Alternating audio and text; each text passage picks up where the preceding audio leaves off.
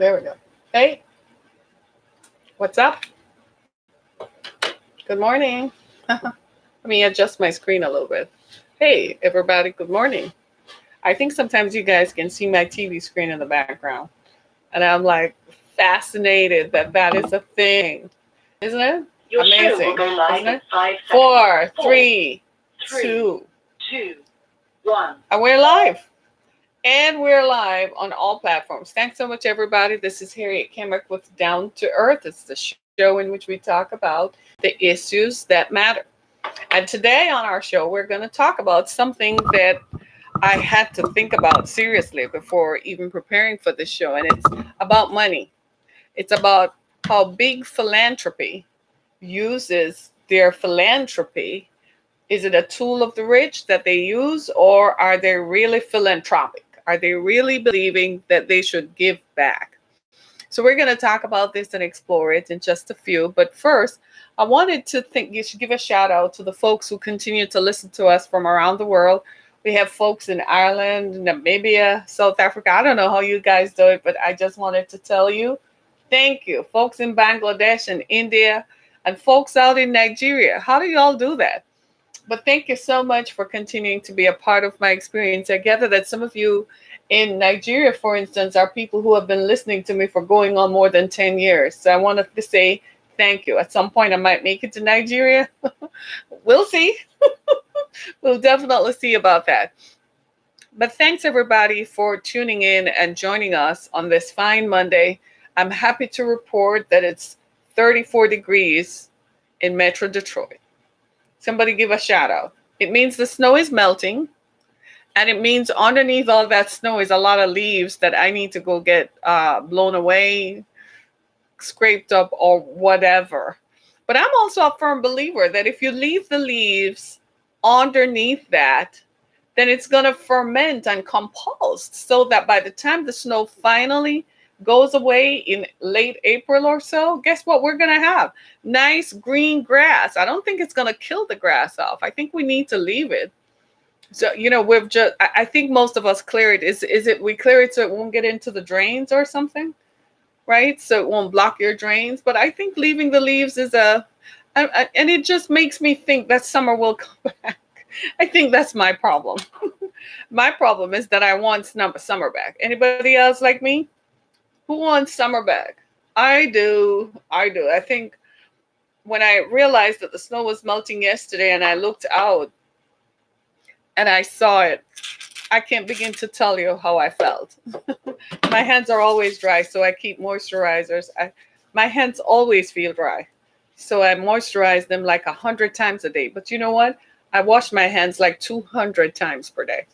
But I just want summer to come back. So if there's anyone out there with me who can believe, let us all believe that summer will return hastily and that I can get to wear flip-flops again and go get my toes done and walk around in flip-flops. I mean, I had a ball this summer. I wore exactly what I wanted to wear. I wore shorts. I wore swimsuit cover-ups without swimsuits. Anyway, we won't talk about that. Right? I mean, I know my neighbor, because, most of the time I would wear it if I'm driving. So I'm like, I'm not coming out of the car, so nobody's going to be shocked. And then you get down the road and you're like, oops, I think I need to go in the grocery store. So you start looking, make sure no one sees you. And you're like, I don't know who's going to see me. Then you walk into the grocery store in your swimsuit cover up, and they have this big mirror thingy, even in the pharmacy. And you're like, no, they don't. No, not today. So you pull your sunglasses down on your head and you're like, but then you walk out and you're like, well, it's summer. So I'm going to keep the leaves on my grass for summer as a reminder of summer. I haven't even taken my plants off the porch. I'm like, nope, I want summer. Right? So today we're going to talk about big philanthropy and what that means. And I want to talk about it as many of you are joining us. I want to talk about it. Good morning, everyone. It's so nice to see you folks joining me. And can you do me a favor? Continue to download and listen to my podcasts on Google Podcasts, on Apple Podcasts, and on Spotify. We're on a variety of podcast platforms. Many people listen to us through Blog Talk Radio as well. So we're continuing to bring the message that we want to bring, the message of change, the message that you can get through what you're going through, while at the same time informing you, while at the same time, hopefully entertaining you. Right? So even I myself, I go back to some of the podcasts, and occasionally I will say, because something you have to, you have to examine yourself. And sometimes I'll be like, wow, I never knew that. I didn't even know I knew that while I was speaking. But today I wanted to talk about big philanthropy as a tool of the rich. And last night I was on Twitter, and I don't know if you all saw this, but there was a Twitter thread going about who is a millionaire as opposed to who is a billionaire, and what is the difference between a millionaire and a billionaire. And I wanted to it brought some clarity and a reminder to me, because so many of us walk around and you think you're all right. You think you're big pimping. You ever seen those people? Most millionaires today are small business owners. So you have a lot of net worth on paper, but if the paper goes away, you're obliterated. So a lot of people, their business, their assets, that is their net worth, but they don't have $1 million in the bank. So they have to keep working. We're all keeping working at the business to continue to make it. So a lot of people have a misconception, and a lot of people live off credit. So attached to your business is a line of credit. So you have a credit card from the same bank or other banks, and you're like, shit, I can afford that $300 belt from Gucci. And heck yeah, I can pay $500 for those gym shoes for my kid. Of course I can. I have it just, here's a credit card, just boom. And a lot of people mistakenly believe that that is wealth. Rich people don't use credit like that. They buy stuff and own it, right? Rich people, when they're making investments, use other people's money. This is where the advent of IPOs come in. You know what is an IPO? Initial public offering. When they want to expand their company, they go to the public and they take money from the public. They're not going to use their money to do it, right? So rich people have a different concept of money and how money is used. Hence, we call it big philanthropy. So a very wealthy person creates a foundation, and the tenets of that foundation is to do what? Is to give away money. That's what you would think, right? But the foundation gives them political power, because a lot of wealthy people hide their wealth, their cash on hand, in a foundation. It's tax-free. They don't pay taxes on it, right? They're incorporated under the tax laws. They don't pay taxes on it, but it also gives them political power. So they choose the projects that they want to. Somebody said this, that big philanthropy, listen to this, is a quote, is a way of the ultra rich cleansing their hands of the dirty ways that they make money. Years and years ago, the Carnegies, the Vanderbilts, the Rockefellers, when they made a lot of money, they set up a foundation. This is where this quote came from 100 years ago, right?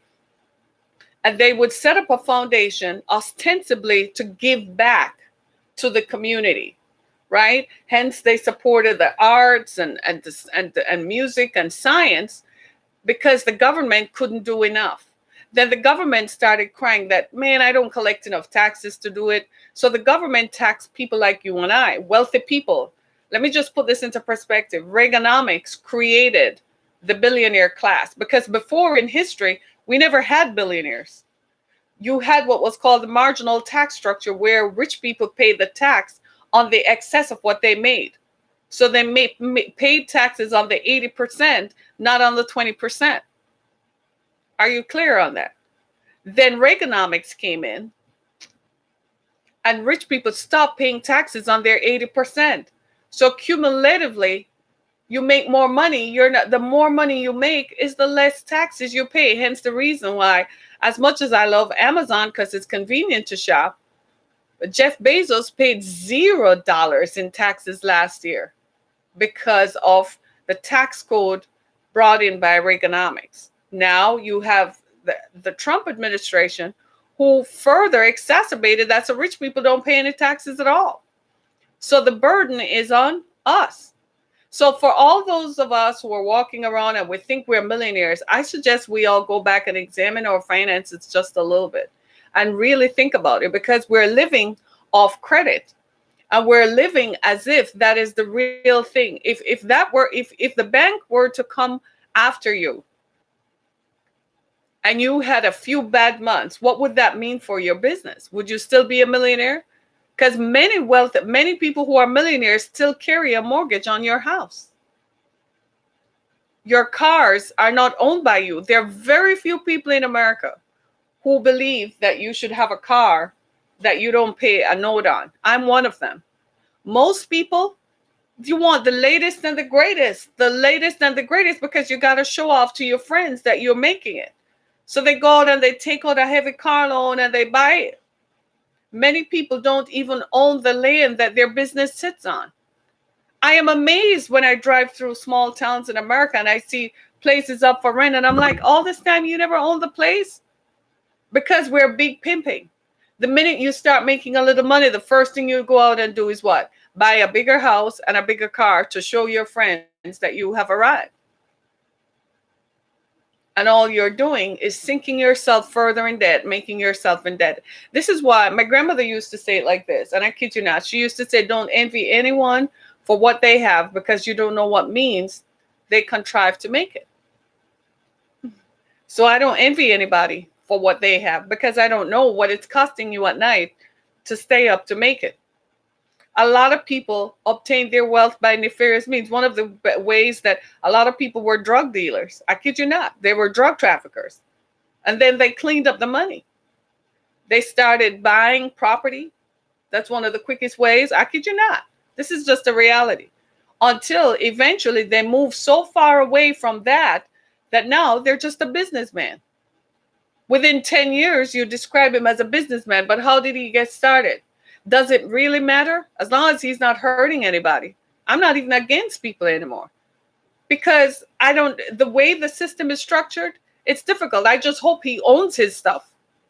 I just hope he owns the big pimping house and the cars. So if they ever come calling, you own it. Do you see what I mean? So now we're looking at big philanthropy. Like Bill Gates owns a foundation. He puts a lot of his money into that foundation because he says he wants to do the projects that he finds near and dear to his heart. In a way, it's kind of controlling governments, because his foundation exerts a lot of influence around the world. Maybe not so much here in the US, but around the world. He goes into other countries and he offers to help them discover alternative sources of energy. He's influencing public policy. Is it meaningful on the ground? Yeah, if you're going to affect the lives of people on the ground. But the real question we're really asking is, when did being a billionaire become a thing?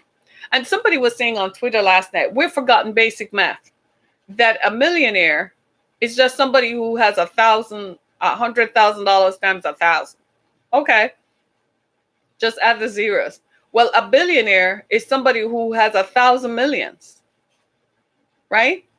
So what created the billionaire class? The tax structure created the billionaire class. And now billionaires today, well, at least we have the Carnegies and the Rockefellers and the Vanderbilts and so on. Billionaires today tend to be very selfish. They don't put up money in foundations. They might start a foundation and give them $2 million. Well, you have like almost $980 million left. You do something. You see what I mean? Because the more money is a drug. The more money you have is the more you want. And you find the more money you have is the more influence and power you have. This is why when people start telling you to be poor and start glorifying poverty, you need to walk away from that, because poverty is its own evil. All of us should strive to be wealthy. I don't know what it's going to cost. I don't know what it takes.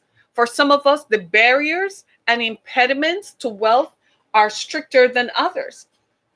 There's some of us who have to take out student loans to go to school, right? And to go to college. So by the time you graduate, you are inundated with student loan debt, which means it's going to take you longer, 5 to 10 years to get started. Hey, Do you see where I'm coming from? But whatever it takes, you have to look at the long term. Be just like an investor. When you're investing, you look at the long term. I think we have to make the rich richer to become rich ourselves. Is that a thought? Maybe. But are they sharing their wealth? Wealthy people do not give away their money to other people to make you wealthy. They identify a need and they think those people deserve, need to be helped, and they do it, right? Well, spend money to make money. That's your idea. Okay. Spend money to make money. I also find that you have to have grit to stay in the game and use help from investors. Well, that's what wealthy people do. They use what is called OPM, other people's money, using investors' money, right? So we need to look at it from the point of view then, well, if it works for Bill and it works for Elon Musk, and it certainly seems like it's working for Jay-Z. You know Jay-Z? You know who is Jay-Z? The black guy, the rapper, who was a rapper, and who used to sell drugs to his own mother, right? And all of a sudden now he's cleaned up. Nothing wrong with being positive and moving forward. But now he's going to become part of the structure, the power structure that is going to attack Colin Kaepernick. Like, seriously. So now they're trotting you out and using you to tear down another black person, right? Good for him, I suppose. Yeah, they pay you, so he got paid to do that, because he's not going to do that without them guaranteeing him something, right? Those kinds of things. He's an agent, right? He's now an agent.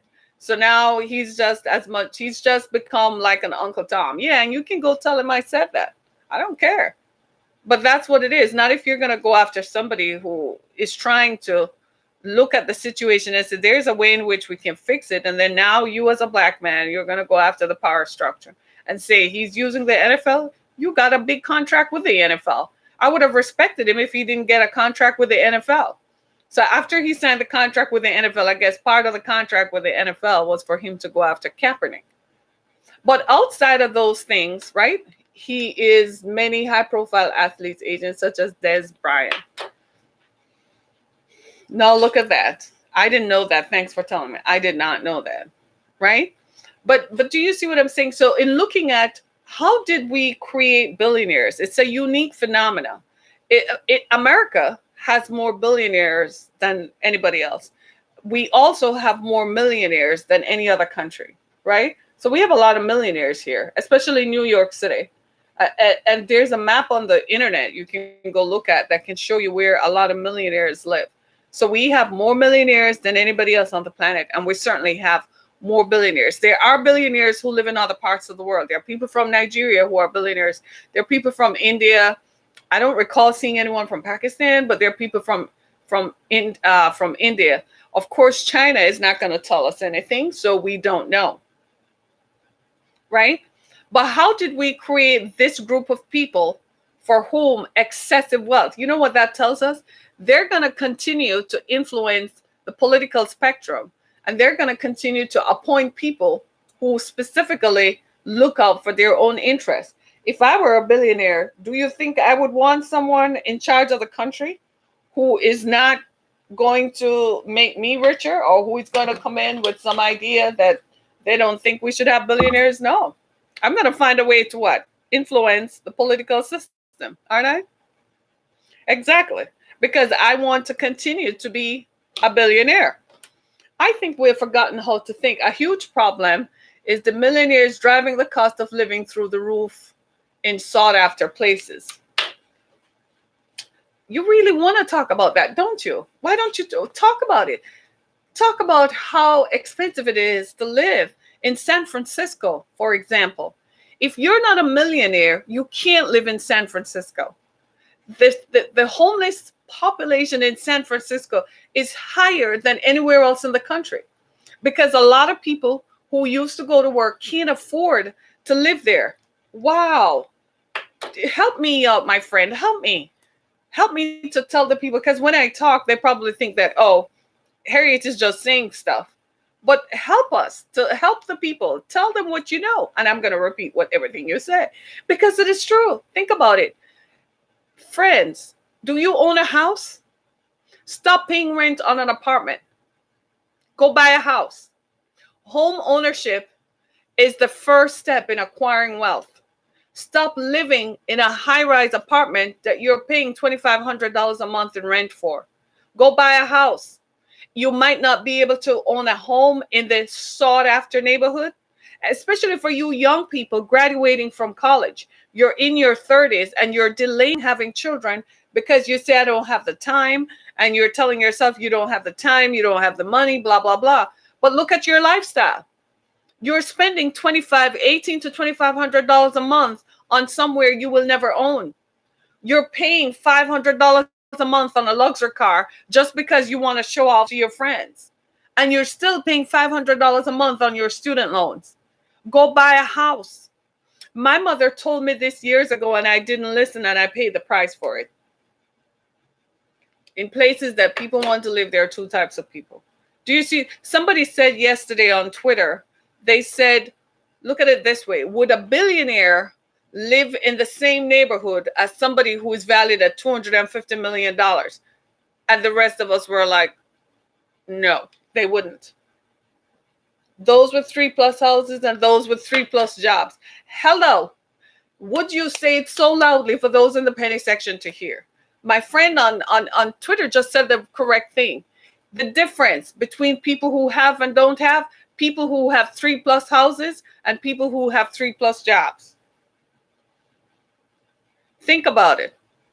I want that to settle in for a minute while we sit there and you look at your credit card statement and you start thinking about how you're going to buy this earpod and how you're going to buy this stuff and how you're going to buy this to show off to your friends that you have made it.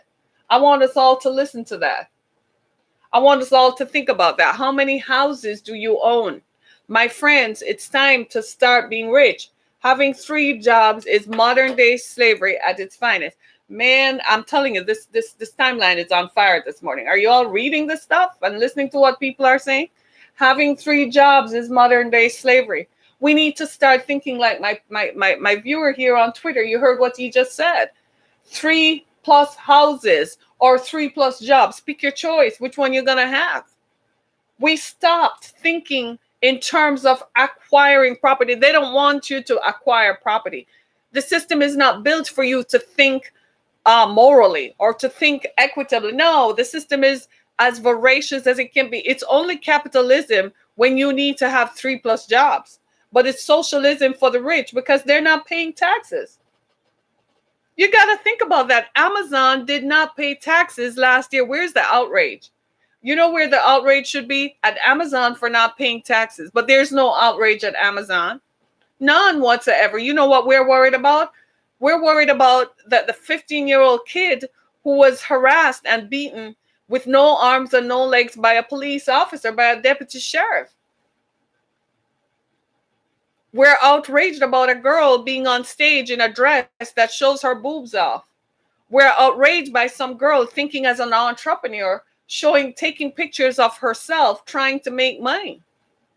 But we're not outraged at Amazon, who did not pay any taxes last year. It is said that for you to make the money that Jeff Bezos has made, guess what? You would have had to be earning $5,000 a day from the time Christopher Columbus came to the New World to now. So multiply $5,000 per day at 365 and by the number of years since 1492 to 2019. That's what it would take to make the kind of money that Jeff Bezos has made. I want you to think about that. Because until you begin to see that the problem lies in the power structure and the problem lies in the tax structure, we're not going to see this as something that we ourselves need to change. And the adjustments we need to make are start simple. We're buying houses we can barely afford. Why are you buying a house for $400,000 when you earn $100,000 a year? How much is your mortgage going to be? Think about that. Think about it. Keep it up. Thanks, my friend. Thanks for coming back, right? Amazon hasn't paid taxes ever. They recently began showing a profit a couple years ago. Oh my God. Right? My goodness. Think about it, my friends. Think about it. Thanks so much for stopping by, right? But think about it. We've got to start thinking differently. You need to go buy a house. I don't care if the house costs you $100 or $500, go buy it and start fixing it up. That's yours. Move into it and live in it. We start thinking we need to live in a better neighborhood. Well, what the hell is a better neighborhood? If you move into it, that makes it a better neighborhood. Start cleaning up the front yard. Start putting up a coat of paint on it and see how the neighbors will start looking around like, you know what? I feel self-conscious. Let me do the same thing. I ask people that all the time. You're comfortable, because I was one of them, right? So I was paying it $1,200 a month for rent. My mother asked me if I were crazy. She warned me that the day and time would come for accountability, and when it came, I wasn't ready for it. And she said, "I told you." She said, "Go take the money you have and go buy a house and fix it up. You'll be better off." I didn't listen. I listen now. Because a house is a house. When I go home, I go into my house, and inside of it is pretty and it is nice. I own it. My name's still on the title. Do you see what I'm saying? Whereas people I know, they're big pimping like crazy. I mean, they're balling every day. They're driving Mercedes. They're driving Jaguars. They're big pimping. I'm like, do you own the house? They're paying mortgage. They have to rent out parts of the house to keep the mortgage, but they're big pimping every day. They live on credit. And their friends think they are living the life of Riley. And I'm like, if you don't make any money for the next month, what would you do? And they're like, oh shit, I would collapse. I'm like, 30 days without making money and you would collapse. I'm like, wow.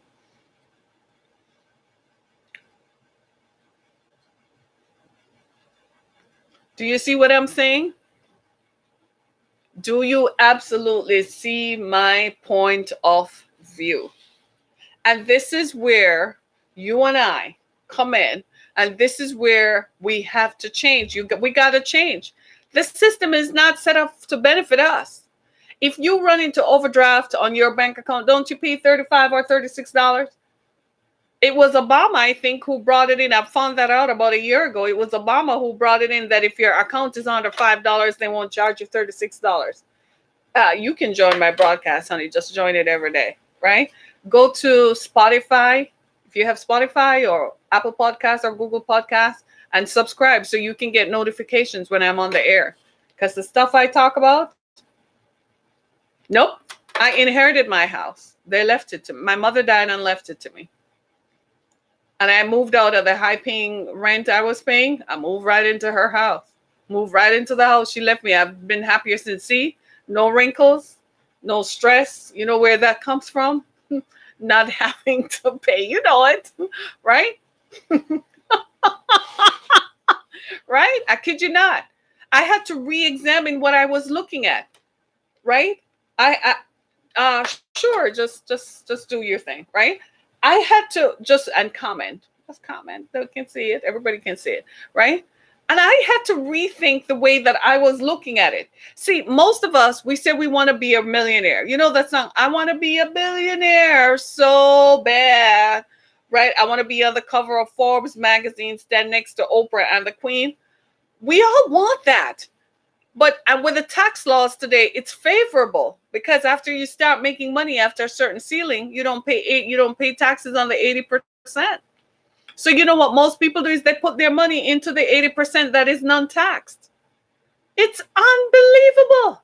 What are we creating? A society of oligarchs where there's a billionaire class, even for some people who think now, well, I'm valued at 250 million, so I'm untouchable. I need you to go back and think about it. In a few years, your next generation won't be. Think about that, right? Thanks, right? I kid you not, the stuff that we need to pay attention to. The stuff that these are the issues that matter. These are the issues that matter. So I want everybody on my timeline, if you don't own a house yet, wherever you live in the country, I need you to go buy a house. I need you to go buy a house in a community that is, I guarantee if you go and buy a house in that community, it will start turning around, right? Go buy a house, people. Go buy a house. Start right there. That is the beginning of home ownership. That's the beginning of equity. Go own a house. Every time I hear these things, it makes me want to cry, because when I think of all the years, right, that I could have owned a house, but I was like caught up in, I didn't want to live there, this school district and this and that. What the heck was I thinking? Drive into a school district.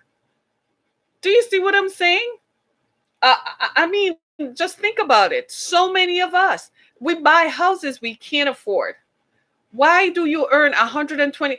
Do you know, for you to make $1 million, how many years? Do the math. If you make $100,000 a year, good morning, $100,000 a year, how many years do you have to work to make $1 million? That's 10 years, right?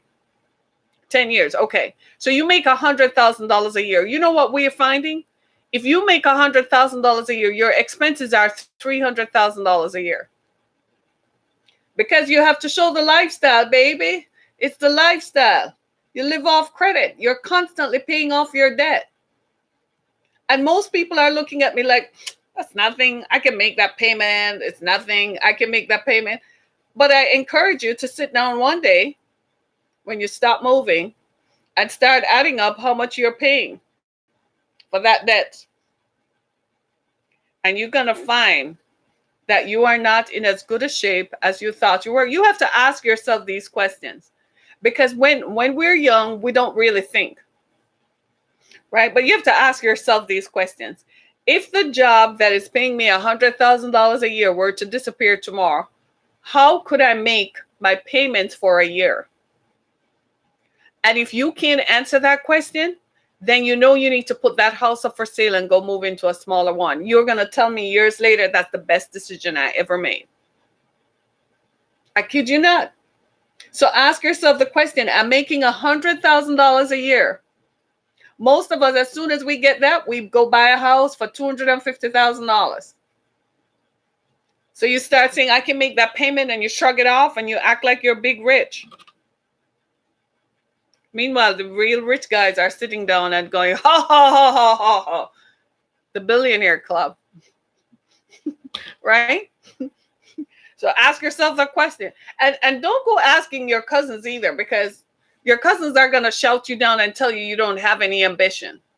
They're going to tell you you're an idiot. That's the way the system is. So pay the $1,800 a month. At least you're not in the hood. At least you're not living like that. I was talking to a friend of mine the other day, and I was telling him how I moved into, after my mom died and they left me the house. And he was like, that's the smartest thing to do. He was like, at least it gives you the benefit of doing what you want to do. You don't have to worry about a mortgage or rent.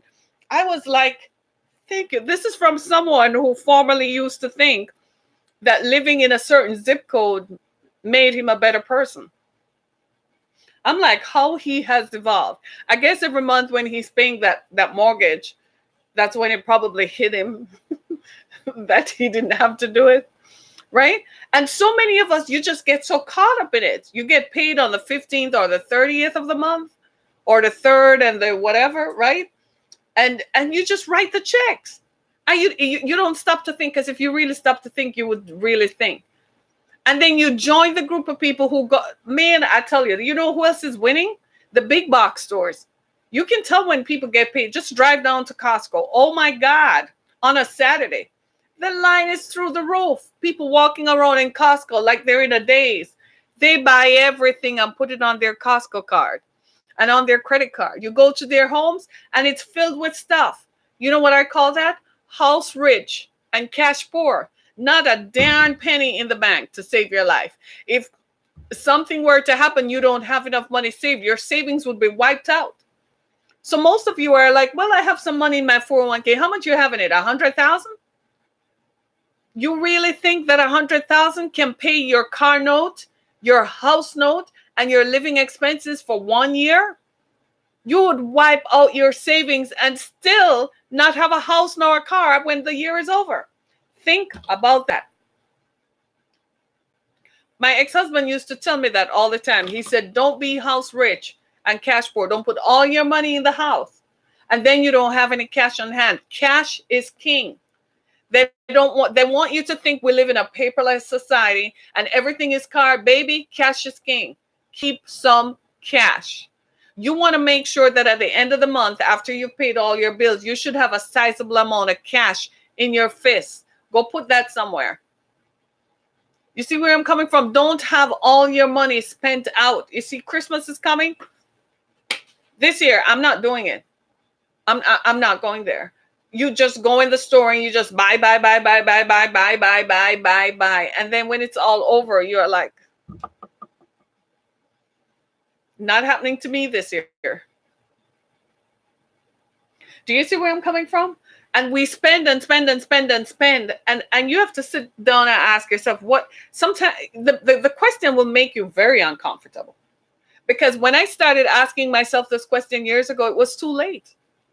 By the time I started asking myself that question, I was earning the money.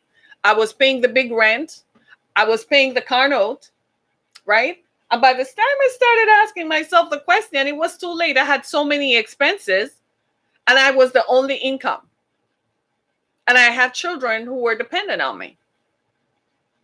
By the time the reality hit, I didn't have the cushion to sustain the damage that it brought. My friends, I'm here to encourage you. Create it nonetheless. Don't quit. Don't give up. But be very smart and astute at how you plan it. Because there's a billionaire club. All the billionaires get together and they determine public policy and influence public policy. That's not going to work for me. That's going to create this, create that, blah, blah, blah. There's a billionaire club. Because you got to think, if they're not being taxed and they're not paying taxes, then where is the money coming from? Where is their money? They put it out. That's why they're building places in Mars and all kinds of stuff to run away from, because they know what kind of policies, when people finally realize how much money they have taken out of the system, and because they're not paying taxes, the collapse is inevitable. Inevitably, it will happen. May not happen today, may not happen for 10, 20 years, but the collapse is it's inevitable. You can't have a system where only the minority are paying taxes. And by minority, I mean, you are not earning enough to pay taxes to sustain and carry the government forward and the systems and the social system. That's why our infrastructure is aging. That's why there's the collapse of so many social services that supported people, so we didn't have this crime. That's why they're building places to run away from, because they know exactly what's going to happen. Because they want to make money, and more money, it's not enough. The more money you make is the more you, listen to me. To make it today, most people have 3 jobs. I'm not talking about multiple. You know who created that thing? Multiple sources of income, multiple streams of income. One woman wrote a book called 5 Streams of Income. When my grandparents were growing up, on my parents, they had one stream of income. It was their job. They bought a house and lived in the house and sent the rest of us off to school. Hello, somebody. They didn't have 3 streams of income. The people who have created it, we need to have 3 streams of income, because some people are not paying the taxes that are required to support the social services. So you have to pay more, work more, to pay more, just so you can live. I was reading a story recently about how people in Europe, the same things that are happening, people in Europe are experiencing, where the economy, people are having more temporary jobs, so they're not getting benefits. So what's going to happen? Collapse, social collapse. It's inevitable. Because if people can't make the money, and I'm just being, observant, if people are not going to make the money to be able to sustain a lifestyle, then what are they going to do eventually? What's going to happen eventually? It will collapse. because they're not getting careers. Even if your job was a machinist, you worked at it for 30 years, it paid your mortgage so you could send your kids to school. You're not even getting that now. It's temporary. So people have 3 jobs per week and still can't make it. You really think that the masses are going to keep sitting down? That's why people are building exit strategies to Mars. Crime goes up. Absolutely. People are frustrated beyond their wildest imaginings. You can't live. It's like I was saying on Twitter last night. Rich people are not on social media. They don't want you to see how they live. They don't want you to know how they really live. How they live. You don't see that on social media. They have barriers and they have layers of protection that prevent you from coming near them. So you can't get near them. Right?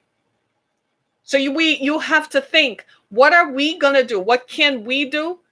We got to take advantage of every opportunity that comes our way. And if you find yourself, if you own a business and you can make money, stop living off credit.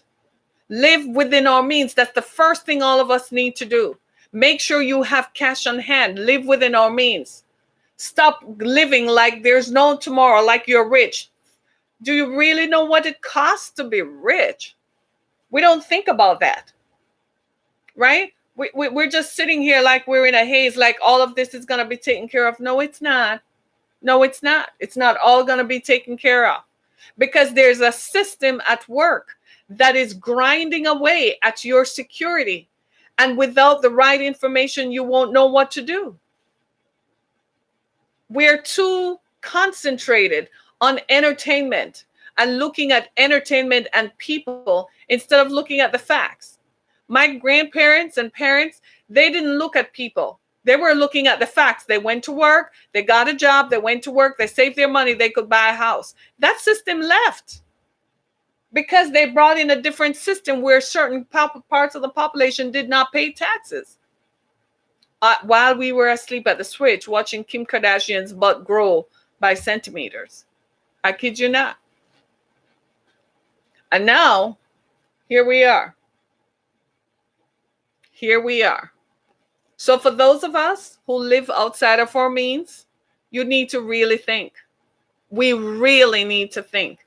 You really think. You don't believe me? Just go down to Costco every Saturday and see how people are buying stuff. And you're like, dang, people are really making it. Well, are they using cash or are they using credit? Look in their faces. They think they're making it. Oh, well, I get paid again next week. So I get paid again next week. We can go on vacation. I get paid. We can go on vacation. I get paid. I am asking the question, if you think that you have 12 months of bills saved up, let me know. Let me know. Adjust our lifestyles. Move into a house that you can afford to live in.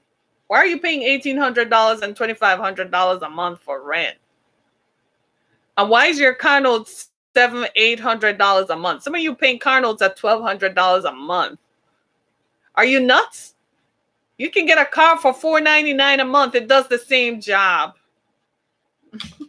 A car is a car is a car. Years ago, my great aunt's husband was a big farmer. He had a lot of land, right? That land is still there in their descendants' name, right? And he had to patrol his land. He used what we call Land Rovers. Anybody knows a Land Rover? So he had like about 3 Land Rovers because you needed it to drive on his land. This was a man who owned the D8s, the big tractors.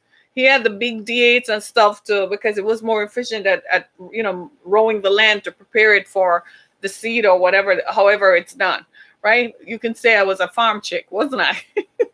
Right? And he used to drive. He had Land Rovers, and then he bought a little car called a Toyota Corolla. This is somebody who, you remember Cadillacs used to have a Cadillac. Right? I was a kid, so it was the big boat Cadillac. So they're smaller now. I'm amazed. Right? And he had a Cadillac. And he turned it in. I bought a little Corolla. You know what he told me? He said a car is something that takes you from point A to point B. He said that's all that it does. It's just a motor that takes you from point A to point B. Don't invest your money in it. This coming from the dude who uses Land Rovers on his farm. And I remember as a kid sitting there like, I want to be like you when I grow up. I want to have a farm with Land Rovers and all kinds of stuff. I kid you not. But I've never forgotten that. So the way I look at a motor vehicle, it's something that can take me from point A to point B. I never forgot that lesson. He also told me something else. He says, own land. When you own land, they have to come to you and talk to you. Right? Right? This is a man who is now deceased, but his descendants own the land. And the D8s, they're newer now, probably have newer Land Rovers. Right? I don't know. I'll check with my cousin. Right? But do you see what I'm saying? Do you see? And he lived in a house that he never paid a mortgage on. And when I thought about it years afterwards, I was like, this dude was probably very what you would have never known. They dressed ordinarily. They didn't shop any big pimping lifestyle. No, they just lived. They like to have money in the bank. So when he walked in the bank, they said, yes, sir, Mr. Codner, sir, walking up into the bank. I walked up behind him and he's like, these are my granddaughters. Oh, they brought us tea and cookies and lemonade and cookies just so the big man won't turn and look at them like, are you entertaining my grandkids? I kid you not. Because cash is king and land made him even a greater king. That's where we all need to go to. So that land that your parents and grandparents and great grandparents had back in Alabama, Tuscaloosa, Mississippi, Louisiana, Arkansas, Texas. Yeah, that land way out in Wyoming, out in Montana, that you abandoned in Oregon, right? That you abandoned in pursuit of the bright lights of the city, you better go back and claim that shit. Go back and get your land. Put your name on it and own it. Years from now, you will thank me. When you can go back to that land and put up a tree that can bear fruit so you can eat from it, cut down the wood so you can make a house. Because if you think this stuff is going to continue like this, we're headed for something. It's inevitable. If I thought it existed and didn't want to face that reality, I was fooling myself. But it is inevitable. It may not happen in my lifetime, but it's going to happen. Not when people can't make money to eat, can't find health care, right? But then you turn around and you look at how someone else is living. If you really think rich people are smarter, they recognize this will come. So they're taking steps. But the rest of us, we're inoculated. We're asleep at the switch. We're sitting back and we're thinking it's all going to be okay. No, it's not. You don't believe me? Watch the awards show every year. Every year they have like 3 or 4 award shows. Have you ever wondered? But last year, 5 years ago, I was watching these people on an award show. You're still in the same position, but they're making millions more than you have in the last 5 years. You ever stop to think about that? If you stop to think about it, then you will do something about it. You will say, what can I do to change my situation? The first place you need to start is start living within your means and then going back to the land that your ancestors left you. They knew what they were doing. Land ownership. They knew what they were doing. But no, we left for the bright lights of the city because they lured us. They told us it would be better. It's like I was reading somewhere where the agriculture secretary told farmers to go get a job. These people have been on their land for generations, and through economic policies recently have disrupted farmers' lives. Now you're telling people to go get a job? You're telling farmers who have been farmers all their lives to go line up in the small town they live in. So that means they're going to have to go to the city and live substandardly to go get a job. If you really think people are scratching their heads like, damn, this is not what I thought it would be. They may not be the ones who action it, but their descendants will. It's inevitable. It's inevitable, right? We have a billionaire club created by tax policies that favor the ultra wealthy. And now the rest of us are sitting back and like, and then there are some of us, most of us, who are just grinning all the way through it because you still have some money on your Starbucks credit card. You can still buy a latte. And you're still going to pay that $1,800 payment on that car you have. And your mortgage is $2,700, but I can afford it. And it never, if you stop to think about it, you might hear the wake up, just like my friend I told you about. Years ago, this dude was all for living in the right zip code. How could you not live in the right zip code? The right zip code, da, da, da, da. And then his kids went off to college. And the kids came back and said, we didn't need all that. We just needed you. Gave him a wake up call. All of a sudden, he's like, man, if I didn't have this mortgage around my neck every month. Jude had to declare bankruptcy and start all over again. That was the beginning of his wake-up call. All he could keep was his house out of it. After divorce rocked him, and he realized, Jude went and bought a car, that, just like the rest of us, and got it fixed up. I kid you not, people. It's time to wake up. And for all you boys out there who are doing all kinds of stuff, you know, your cousins and them doing all kinds of stuff and still believe in the big pimping lifestyle, talk to them. What are they doing with the money? Where are you putting the money? What you doing with the money? Go put your money into something. Go buy stocks. Have a portfolio of investment. Have a business. Go buy land. Go buy houses. I'm done. Wow, if this message has been a blessing to you, help us. We're a listener supported service. Make sure you come back and join me again. But in the meantime, go to my website, theexodusfoundation.com, make a donation to help keep us on the air. Yes, we are listener supported. I got to do the research to come and talk to you about the issues that matter. So help me to do that. I ask you kindly, right?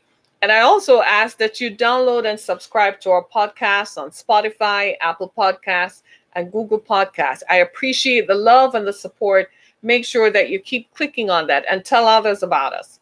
Tell others that you're listening to us and that you're enjoying our presentations and you're enjoying hearing what we say. I got to go. It's time to go. I got to go eat and make some money, right? Thanks so much, everybody. I'll see you again tomorrow. And later on this week, I think I'm interviewing a young rap artist, Lauren Nicole. I can't wait. I'm so excited. So be blessed, everybody. See you. Thanks, everyone. Thank you. Thank you. Thank you.